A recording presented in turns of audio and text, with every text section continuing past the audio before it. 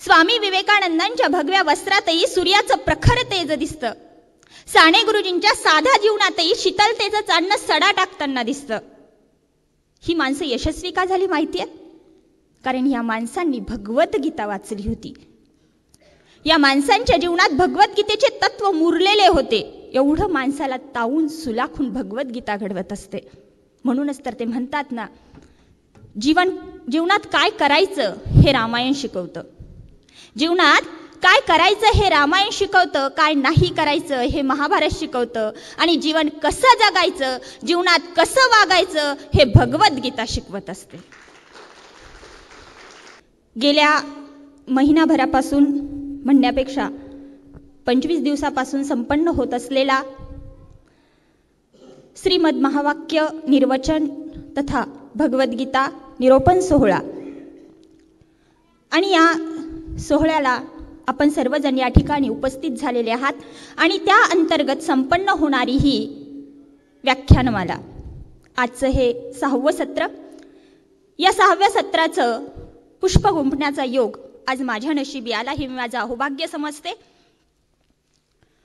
बंधूंनो, अत्तरानं कपड्याला सुगंधित करता येणं ही काही मोठी गोष्ट नाही, परंतु आपल्या कर्तबगारीने आणि कर्तृत्वानं स्वतःसोबतच आपल्या आचरणातून ती ज्ञान परंपरा ज्यांनी सर्वसामान्यांपर्यंत पोहोचवण्याचं कार्य करून स्वतःबरोबरच इतरांचंही जीवन सुगंधित करणारे व्यक्तिमत्व म्हणजे आदरणीय, श्रद्धेय, प्रातस्मरणीय या पोथीचे प्रवाचक, व्याकरणाचार्य, आदरणीय श्रद्धेय मोठे बाबाजी. बाबांबद्दल बोलताना मी इतकंच म्हणेल, बाबा तुमचे शब्द म्हणजे शिंपल्यातले मोती.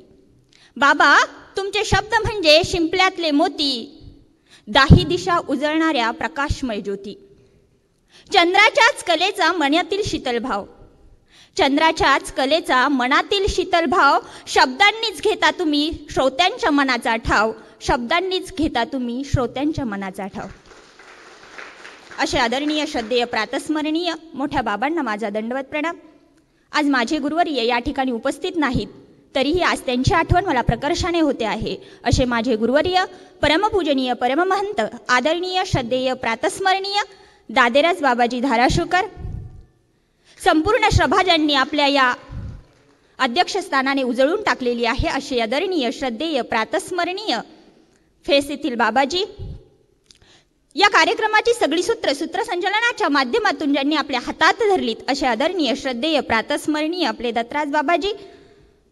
तसेच आदरणीय, श्रद्धेय, प्रातस्मरणीय इंगोलीकर बाबाजी, आदरणीय, श्रद्धेय, प्रातस्मरणीय फुलंब्रीकर बाबाजी, आदरणीय, श्रद्धेय, प्रातस्मरणीय शिवव्यास बाबाजी, आदरणीय, श्रद्धेय, प्रातस्मरणीय आमचे काटे बाबा, आदरणीय, श्रद्धेय, प्रातस्मरणीय आदरणीय भगवान दादा, आदरणीय, श्रद्धेय, प्रातस्मरणीय विश्वजित दादा, तसेच आम्हा स्त्रियांचं भूषण असलेल्या यळमकर अक्काजी, तपस्विनी मंगलताई, आणि ज्यांनी मला लहानपणापासून आईप्रमाणे सांभाळलं आणि मोठं करून आज या स्टेजपर्यंत बोलणं इतकं मोठं केलं, अशा माझ्या मावशी तपस्विनी मंगलताई धाराशिवकर, आणि या सभा मंडपात उपस्थित असलेल्या सर्वच तपस्विनी, संत, महंत आणि वासनिक बंधू भगिनींना माझा शतशः दंडवत प्रणाम. बंधूंनो, श्रीमद भागवद्गीता आपण बाबांच्या अमृतवाणीतून ऐकतच आहात, परंतु ही भगवद्गीता म्हणजे नेमकं काय आहे? गीता म्हणजे प्रेमळ भक्ती, गीता म्हणजे प्रेमळ भक्ती, गीता म्हणजे सुरांची शक्ती, गीता म्हणजे शब्दांचा सागर, गीता म्हणजे हृदयाचा पाझर. ही भगवद्गीता आपल्या आयुष्यात वरची पातळी गाठण्याची एक पायरी आहे.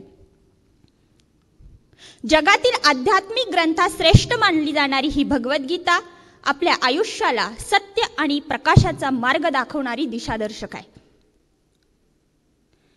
भारताचे राष्ट्रपिता महात्मा गांधी पासून एल्स हक्सली ते अल्बर्ट आइन्स्टाईन यांनाही गीतेनं भारावून टाकलं होतं. महात्मा गांधींनी तर म्हटलेलंच आहे की जेव्हा कधी शंकांचं काहूर माजतं आणि डोक्यामध्ये कोलाहल सुरू असतं, नैराश्य समोर दिसत असतं आणि दूर क्षितिजापर्यंत जरी बघितलं तरी आशेचा किरण दृष्टीसही पडत नाही, तेव्हा मी भगवद्गीतेकडे वळतो आणि अशा एका श्लोकाचा आधार घेतो की जो मला आधारभूत वाटतो, तो म्हणजे कर्मण्येवाधिकारस्ते मा फलेषु कदाचन. म्हणून भगवद्गीता ही मानवजातीसाठीच, भारतीयांसाठीच नाही तर समग्र मानवजातीसाठी उपकारक आहे. भगवद्गीता आपल्याला एका विशिष्ट उंचीपर्यंत नेऊन पोहोचत असते. मनातल्या कोलाहलाला शांत करण्याचे सामर्थ्य भगवद्गीतेत आहे. ज्याप्रमाणे एखादा पाषाण मूर्तिकार त्या पाषाणाला घडवत जातो ना आणि त्याची सुरेख मूर्ती तयार होते, तशी भगवद्गीता आपल्याला घडवत असते. अनंत काळापासून पाषाण मातीखाली दबलेला आहे. योगायोगानं मूर्तिकार त्या पाषाणाला मातीतून बाहेर काढतो. तो त्या पाषाणाला फोडतो, त्याचा अनावश्यक भाग काढून टाकतो. हे करीत असताना तो घणाचे घाव घालतो, नंतर टाकी व हातोडीने ठोकतो. स्वतःच्या पायाच्या पकडीत धरून त्या मूर्तीला सुंदर दिसणारे ओठ, नाक, तोंड, डोळे तीक्ष्ण शस्त्राने कोरून काढतो. अनेक प्रक्रियातून अनेक आघात सहन करत ती मूर्ती आकार घेत असते. टाकीचे घाव सोसलेले असतात. मूर्तीची प्राणप्रतिष्ठा होईपर्यंत त्या पाषाणाला मारच खावा लागतो. तीच मूर्ती समारंभपूर्वक जेव्हा मंदिरात विराजमान करतात, तेव्हा मूर्ती मंदिरात येण्यापूर्वी तिनं काय काय सहन केलेलं असतं हे आपल्याला ठाऊक नसतं. आशीर्वादासाठी उभारलेला हात सुद्धा घाव झेलूनच तयार झालेला असतो. तिचा हसरा चेहराही मार खाऊनच तयार झालेला असतो. अनेक कसोट्यात उतरलेला हा मूर्तीचा पाषाण कठोर दिव्यत्वातून गेलेला असतो. आणि हीच मूर्ती जेव्हा मंदिरात येते तेव्हा पावित्र्य आणि सौंदर्य सहज मिळत नाही. खूप अडचणींचे डोंगर ओलांडावे लागतात. प्राध्यापक सहज होता येत नाही. अज्ञान कमी करीत करीत ज्ञान वाढवावं लागतं. पावित्र्य सहज मिळत नाही. वासनेवर अंकुश ठेवावा लागतो आणि संशयाची सगळी भूतं मनातून पिटाळावी लागतात. आणि मग शरीराने कुरूप असणारा माणूसही सुंदर दिसायला लागतो. काळा कृष्ण पण उजळून दिसतो.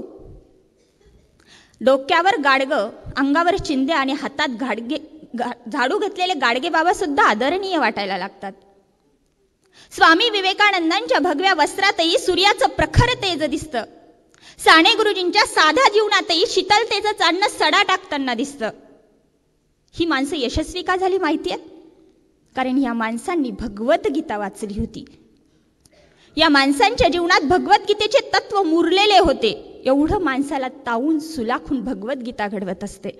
म्हणूनच तर ते म्हणतात ना, जीवनात काय करायचं हे रामायण शिकवतं.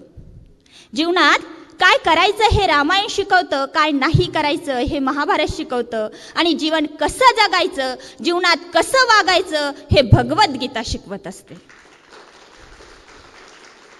बंधूंनो, आज या ठिकाणी आपण भगवद्गीता आणि त्या श्रीकृष्णाचे अलौकिक तत्व समजून घेणार आहोत. श्रीकृष्णाच्या अलौकिक या लीळा नेहमी ऐकल्या ना तरी त्या नवीनच वाटत असतात. वच्छारण ग्रंथात कृष्ण कथेचं महात्म्य सांगताना खूप सुंदर वर्णन केलेलं आहे. ते म्हणतात, निषधाचा म्हणजेच पारध्याचा बाण त्या क्रौंच पक्षाच्या जोडप्याला लागला. तो वाल्मिकीने पाहिला आणि त्यातून रामायणाची निर्मिती झाली. कुरुक्षेत्रावर धनुर्धारी धनंजयाला विषाद निर्माण झाला. त्यावेळी गीतेचे अमृत बोल प्रसवले. ईश्वर विरहाने अंतःकरणाच्या तळमळीतून भावोत्कर्ष काव्य निर्माण झालं. हीच वच्छाहरण काव्याची नांदी आहे. आणि याच वच्छाहरण ग्रंथात कृष्ण कथेचं महात्म्य सांगताना पंडित दामोदर व्यास म्हणतात, जैसे अमृत नव्हे जुने उरंगे ना साड पन्नरे सोडे, तैसी श्रीकृष्ण कीर्तीची वानने सदा सुरंग मधुर. ज्याप्रमाणे अमृत शिळ किंवा जुनं होत नाही, बावन कसी सोनं रंगहीन होत नाही, त्याप्रमाणे श्रीकृष्ण कीर्तीची वर्णने नेहमी गोड आणि तेजस्वी असतात.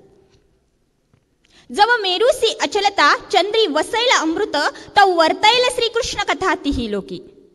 जोपर्यंत चंद्रामध्ये अमृत आहे आणि मेरू पर्वत अचल आहे, तोपर्यंत ही श्रीकृष्ण कथा आणि तिची तत्व या तिन्ही लोकांमध्ये टिकून राहणार आहेत. श्रीकृष्ण भगवंताबद्दल थोडक्यात सांगायचं तर ते म्हणतात ना, फूल को किसी ने पूछा तूने दी खुशबू तो तुझे क्या मिला, फूल को किसी ने पूछा, तूने दी खुशबू तो तुझे क्या मिला? फूल ने हंसकर कहा, देने के बदले लेना तो बीमारी है। जो देकर भी कुछ ना मांगे वो बाकी बिहारी है। जो देकर भी कुछ ना मांगे वो बाकी बिहारी है। श्रीकृष्णाची तत्वच अलौकिक आहे. कंसासुराच्या वधाच्या वेळी कोमल श्यामल बालमनोहरी श्रीकृष्ण मूर्ती बघून वृद्धांना तो आपल्या पुत्रासारखा वाटत होता, तर शत्रूंना मात्र तो काळासारखा दिसत होता.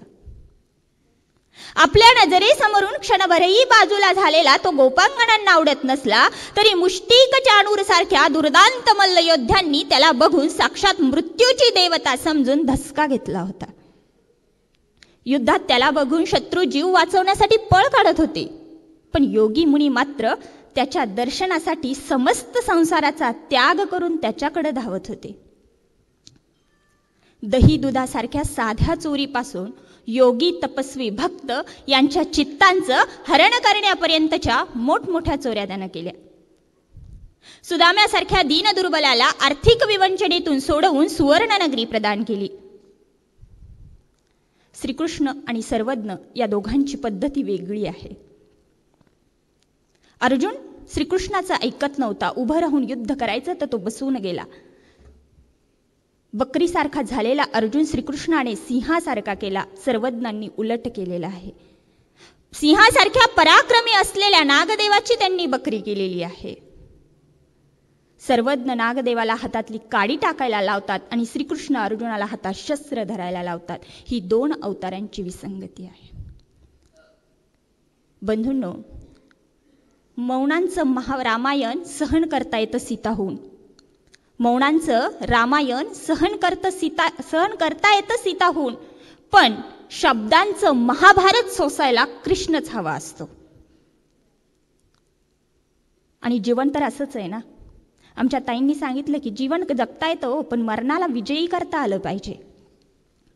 जीवन खूप मोलाचं आहे. आजच्या माणसाचं जीवन अस्थिर झालेलं आहे. माणूस एकाकी होत चाललेला आहे.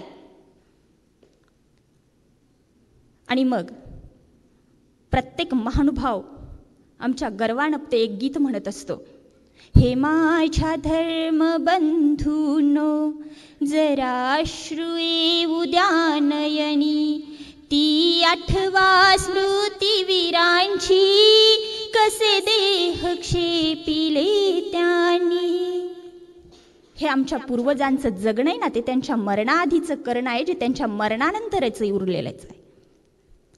मन हा मोगरा अर्पुनी ईश्वरा, पुनरुपी संसारा येणे नाही. मन ही शेवंती अर्पुनी भगवंती, पुनरुपी संस्कृती येणे नाही. असं जीवन आमचे पूर्वज जगलेले आहेत. आज माझ्यासारख्या तरुण पिढीलाही लोक प्रश्न करतात. माझे वडील खूप मोठे बिझनेसमॅन आहेत. त्यांचे मित्र त्यांना म्हणतात, तुमची मुलगी तुम्ही आश्रमात दिली, तुमच्याकडे काय तिचं लग्न करण्याकरता पैसा नाही का? असं संन्याशासारखं जीवन तिला जगायला लावणार, ते फकीरासारखं जीवन जगायला तुमची मुलगी आयुष्य तिचं दुःखात टाकताय तुम्ही. पण असं विचारणाऱ्या प्रत्येक व्यक्तीला मी अभिमानाने सांगेल, हो मलाही फकीरासारखं जीवन जगायचंय. कारण हे फकीरासारखं जीवन साधं नाही हो. हे बाकीच्या लोकांना उपभोगता येत नाही. ही खूप दुःखद गोष्ट आहे. ते माझ्या नशिबाला आलं ही मी माझं अहोभाग्य समजते. कारण आज लोक महानुभाव पंथ धोक्यामध्ये आहे. आज आम्ही मार्गात लेकरं द्यायला टाळतोय. मला सांगा, आज बाबांना जर त्यांच्या आईवडिलांनी मार्गात दिलं नसतं तर एवढा नयनरम्य सोहळा तुमच्या डोळ्याला पाहायला तरी भेटला असता का हो? नसता भेटला. आज मी तुमच्या समोर उभी आहे कारण माझ्या आईवडिलांनी मला आश्रम मध्ये दिलंय. तुमच्यासारख्या हजारो लोकांमध्ये मी निर्भीडपणे बोलू शकते कारण बाबा मावशींनी मला घडवलंय.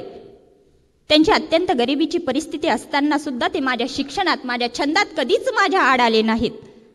आज त्यांचं जीवन वैभवानं संपन्न आहे. ईश्वराने त्यांना भरभरून दिलेलं आहे. परंतु त्यांनी मला, माझ्या माणसांनी मला एक गोष्ट नक्की शिकवलेली आहे.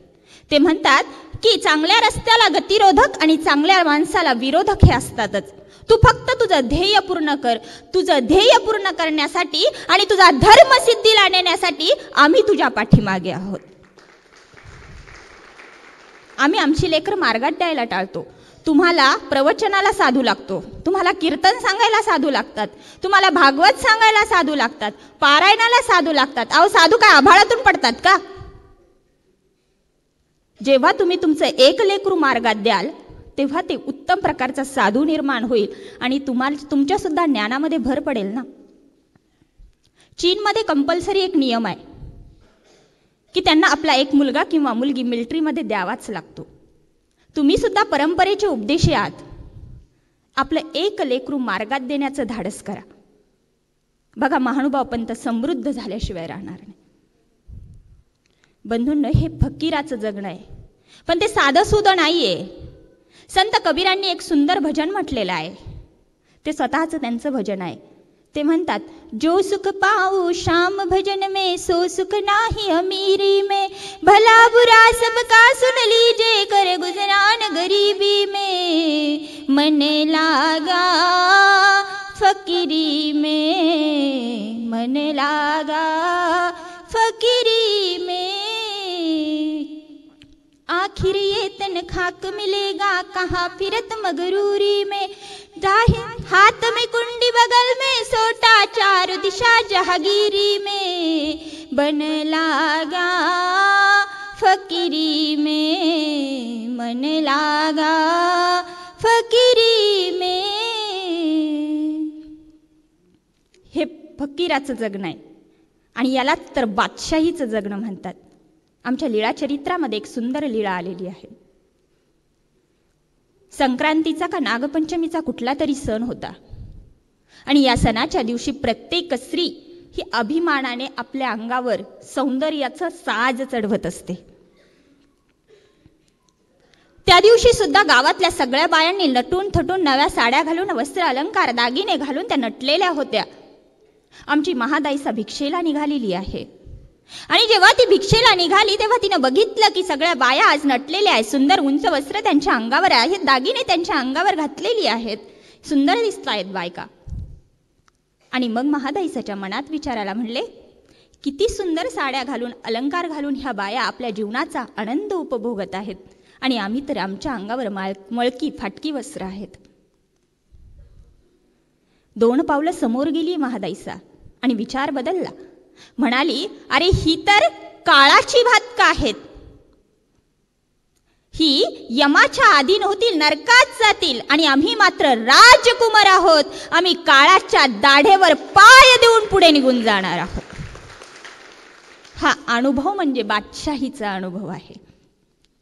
संत ज्ञानेश्वरांनी एक गोड ओवी लिहिलेली आहे. ते म्हणतात, मी आणि माझे पण विसरले जयाचे अंतःकरण, पार्था तोची संन्यासी जाण निरंतर. आपण मात्र मी आणि माझं या 2च गोष्टीत गुरफटलेलो आहोत. मला सांगा, या साधू संतांसाठी मी बोलणारच नाहीये, मी अधिकारानं लेख म्हणून तुम्हाला सांगणार आहे. तुम्ही तुमच्या मुलांसाठी अपार कष्ट करता, त्यांच्यासाठी जीवाचं रान करता, मग ती मुलं तरी तुमची आहेत का? बोला, आहेत का? मोठ्यानं बोला हो. हां, नाही, ती मुलं तुमची नाहीत. आपण माझं माझं करत जिंदगी जाते, पण आयुष्यात माझं असं काहीच नसतं. ते दुसऱ्याच्या शेताचा बांध असतो ना, तो बांधही आपण करतो माझा म्हणून. एका कवीनं खूप सुंदर म्हटलेलं आहे, गुंठा करून काहीच होत नाही, जाताना कोणी सोबत काहीच नेत नाही. गुंठा करून काहीच होत नाही, जाताना कोणी सोबत काहीच नेत नाही. कितीही कोरले बांध तरी भूक काही संपत नाही, मेल्यावरती माणसाची संपत्ती कामी येत नाही. मेल्यावरती माणसाची संपत्ती कामी येत नाही. काळी आई इथेच राहणार आहे, आपण इथे राहणार नाही. मेल्यावरती 7 वाऱ्यावर नाव सुद्धा राहणार नाही. ज्याच्याकडे खूप आहे त्याला सुखाने अन्न गिळत नाही. जपून राहा माणसा, कारण आयुष्य पुन्हा मिळत नाही. बंधूंनो, आणि नेमकी हीच अवस्था त्या कुरुक्षेत्रावरती त्या अर्जुनाची झाली होती. ऐन वेळेवर अर्जुन मी आणि माझं या 2 गोष्टींच्या मोहात गुरफटला होता. हजारो अक्षौहिणी सैन्य जीवावर उदार होऊन युद्ध करण्यासाठी सज्ज झालं होतं. आणि अशा वेळी अर्जुन श्रीकृष्णाला म्हणतो, जेव्हा अर्जुन चाप उभारुनी श्रीकृष्णा प्रति बोले, पाहू दे मज झुंजवयासी, कोण कोण वीर आले माझा रथ देवा, मध्ये ठेवा माझा रथ देवा.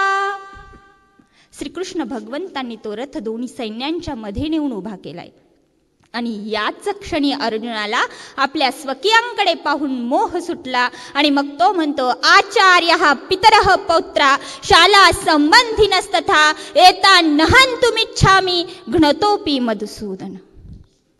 अरे माधवा, यात कुणी माझे चुलते आहेत, नातू आहेत, पंतू आहेत, सखी आहेत, सोयरे आहेत, मित्र आहेत, यांना मी मारू शकत नाही. यांना मी कसा मारू? अर्जुनाच्या मनातल्या मोहाचा आणि वासनेचा नाश करण्यासाठी त्या कुरुक्षेत्रावरती श्रीमद भगवद्गीतेचा जन्म झालाय. रणक्षेत्रावर अर्जुनाचं नेमकं काय झालं? त्याच्या भात्यात असे बाण होते ज्यातला एकही व्यर्थ न जाणारा.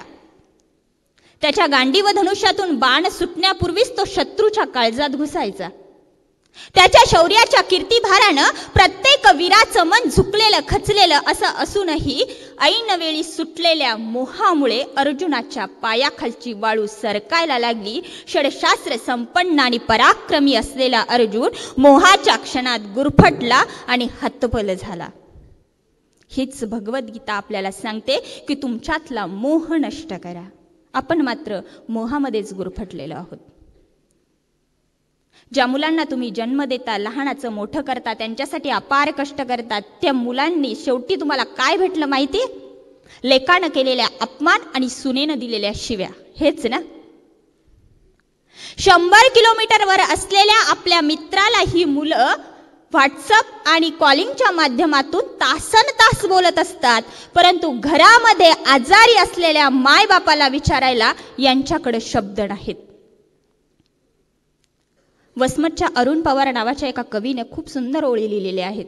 ते म्हणतात, वेगळी राहिली मुलं, वेगळी राहिली मुलं, वेगळी राहिली मुलं, दोघांची वाटणी, बाप परसात माय गोठ्याची धनी, बाप परसात माय गोठ्याची धनी.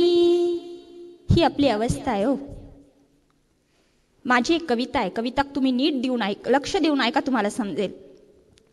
सकाळ सकाळी आज दोन्ही सुना लागल्या कलकलू, सकाळ सकाळी आज दोन्ही सुना लागल्या कलकलू, गप्प बसलेले नवरे मग हळूच लागले मध्ये बोलू. बोलता बोलता बाचाबाची हमरातुमरी वाढली, बोलता बोलता बाचाबाची हमरातुमरी वाढली. धाकट्याने मग हळूच एक नवी युक्ती काढली. म्हणाला, एकत्रात दादा आता आपलं काही पटणार नाही. म्हणाला, एकत्र दादा आता आपलं काही पटणार नाही. घराच्या वाटण्या केल्याशिवाय घराचा प्रश्न काही मिटणार नाही. थोरल्यानंही होकार दिला, पंचायत बोलवायला निघून गेला. थोरल्यानंही होकार दिला, पंचायत बोलवायला निघून गेला. 50 वर्षांचा संसार त्यांचा अंगणात त्यांनी गोळा केला. घरदार सामानाचे 2 हिस्से होऊ लागले, घरदार सामानाचे 2 हिस्से होऊ लागले. लुकलुकणारे त्यांचे डोळे एकमेकांना पाहू लागले. आता थोरला मधातच बोलला. म्हणाला, बाबांचा दवाखाना माझ्यानं काही पेलणार नाही, बाबांचा दवाखाना माझ्यानं काही पेलणार नाही. त्याच्याकडे द्या बाबा, माझ्याकडे घेतो आई.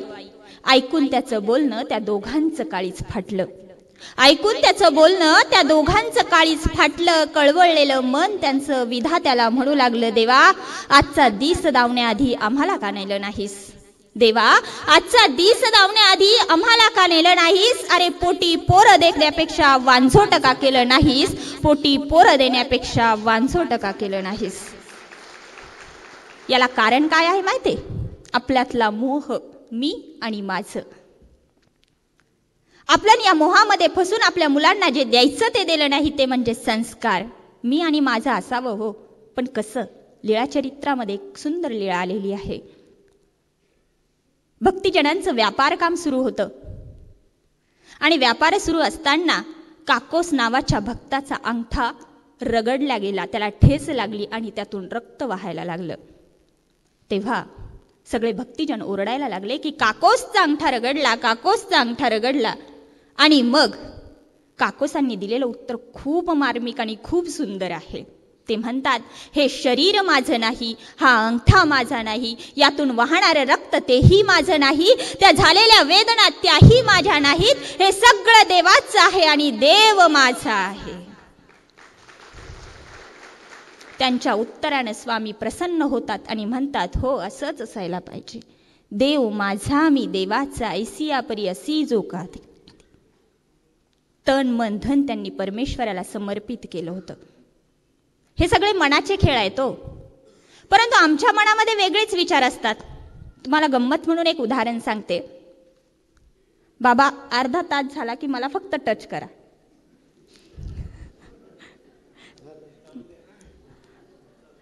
ते म्हणतायत चालू द्या, तुमचा काय विचार आहे?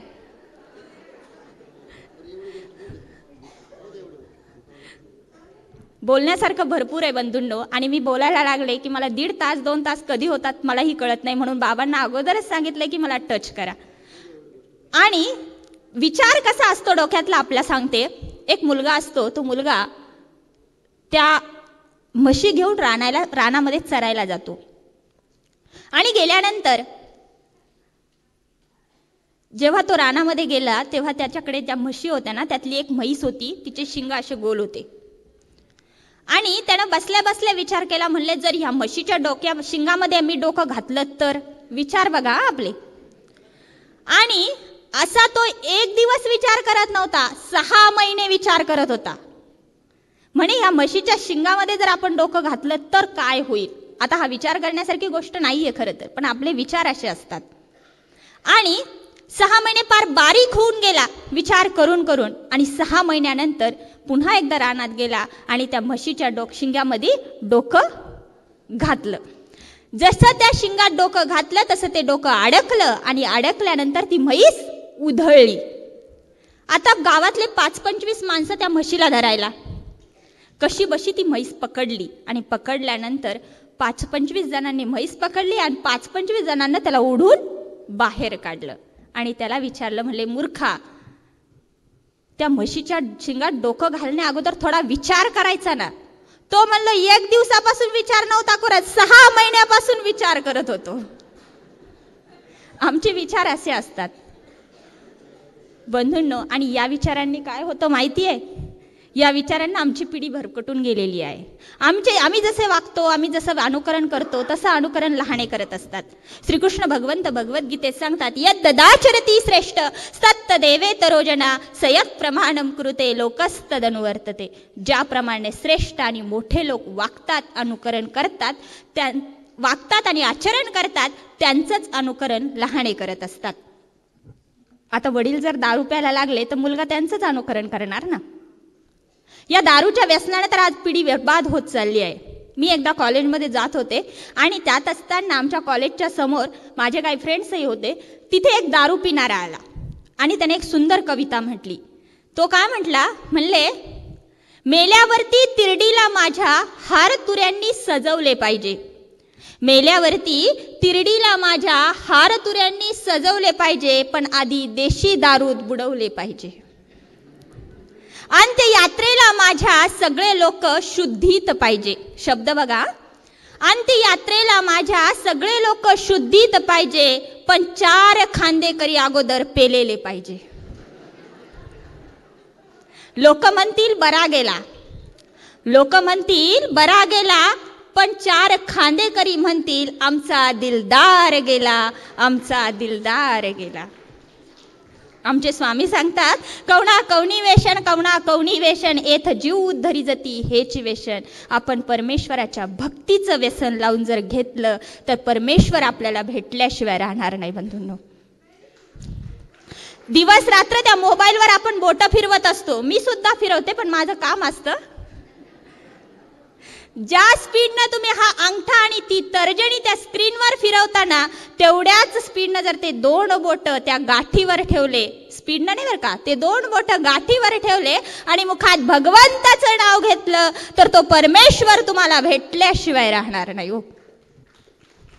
पण आमच्याकडून ते होत नाही. आमचे विचार भरकटलेत ना. वेळ खूप होत चाललेला आहे, मी तुमचा जास्त वेळ घेणार नाही. सकाळी आपल्याला उठावं लागतं. शेवटी मी भगवद्गीतेकडे वळेल, कारण भगवद्गीता आपल्या जीवनाला उपकारक आहे. असे अनेक श्लोक आहेत ज्याचा संदर्भ मी आपल्या जीवनाशी देऊन ती स्वामींची सूत्र आणि ते श्लोक आपल्या जीवनाला कसे प्रेरणादायी आणि प्रेरक आहेत हे सांगण्याचा प्रयत्न करणार होते. परंतु वेळेच्या अभावी मी तिथपर्यंत पोहोचू शकणार नाही. बंधूंनो, आपलं जीवन खूप मोलाचं आहे. त्या जीवनामध्ये परमेश्वर भक्ती करा आणि आपल्या जीवनाचं सोनं करून घ्या. शेवटी या समाजामध्ये होणाऱ्या विकृत घटनांना पाहून आज मला त्या श्रीकृष्णाला एक प्रार्थना करावीशी वाटते. त्याला म्हणावंसं वाटतं, कर्मण्येवाधिकारस्ते मा फलेषु कदाचन. अरे, पुष्कळ वेळा ऐकली तुझी ही गीतेतली वचनं. तुला काय लागतंय सांगायला, इथं आम्हाला लागतंय भोगायला.